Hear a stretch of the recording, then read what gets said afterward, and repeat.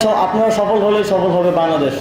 মনে করছি যে জুলাই বিপ্লবের যেই স্পিরিট সেটার প্রতিফলন খেলার মাঠেও আপনারা ঘটিয়েছেন এবং এর প্রমাণ হিসেবে বাংলাদেশ ক্রিকেট দল ঐতিহাসিকভাবে পাকিস্তানের মাঠে পাকিস্তানের সাথে টেস্টে একটা বিশাল জয় অর্জন করেছে এবং প্রথমবারের মতো আপনারা সাফ অনূর্ধ্ব 20 চ্যাম্পিয়ন হিসেবে চ্যাম্পিয়ন হয়েছেন এবং দেশকে একটি গৌরবময় অবস্থানে নিয়ে গেছেন।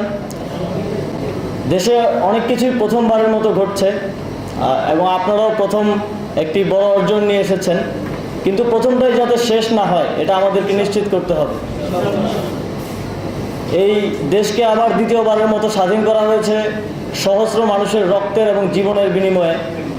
আমরা সেই চ্যালেঞ্জটা নিয়েছি সেই দেশকে গড়ে তোলার নতুন করে, এবং এই অর্জনটা যাতে ম্লান না হয়ে যায়, এই অর্জনকে যাতে আমরা আরও বড় অর্জনের দিকে ধাবিত করতে পারি সেজন্য আমরা কাজ করে যাচ্ছি, সারা দেশের মানুষ কাজ করে যাচ্ছে এবং একইভাবে আপনারাও আপনাদের এই অর্জন যাতে ম্লান না হয় সেটা নিশ্চিত করবেন, আরও কঠোর পরিশ্রম করবেন এবং ভবিষ্যতে বাংলাদেশকে আরও বড় অর্জন এনে দিবেন, এটাই প্রত্যাশা রাখি। আমি সাফ অনূর্ধ্ব 20 চ্যাম্পিয়ন্স দলের প্রত্যেক সদস্যের জন্য, যেহেতু জানেন দেশের বর্তমান অর্থনৈতিক পরিস্থিতিও ভালো না, তারপরেও আপনাদের জন্য প্রত্যেকের জন্য 25,000 টাকা করে অর্থ পুরস্কার ঘোষণা করছি এবং সামনের দিনগুলোতে আপনাদের উত্তরোত্তর সাফল্য কামনা করছি, কারণ আপনারা সফল হলেই সফল হবে বাংলাদেশ। উপস্থিত সকলকে ধন্যবাদ।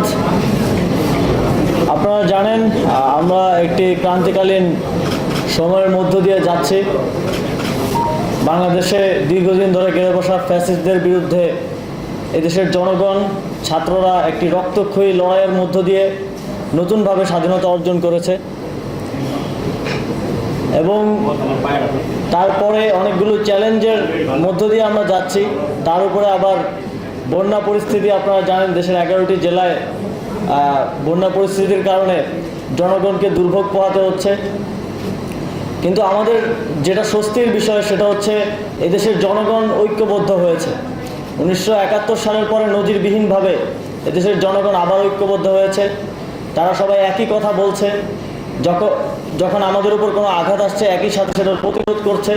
বন্যা পরিস্থিতিকে যেভাবে দেশের জনগণ এগিয়ে এসে সরকারের সাথে মিলে মোকাবিলা করছে সেটি এর প্রমাণ। আপনারা সফল হলেই সফল হবে বাংলাদেশ। ধন্যবাদ সকলকে।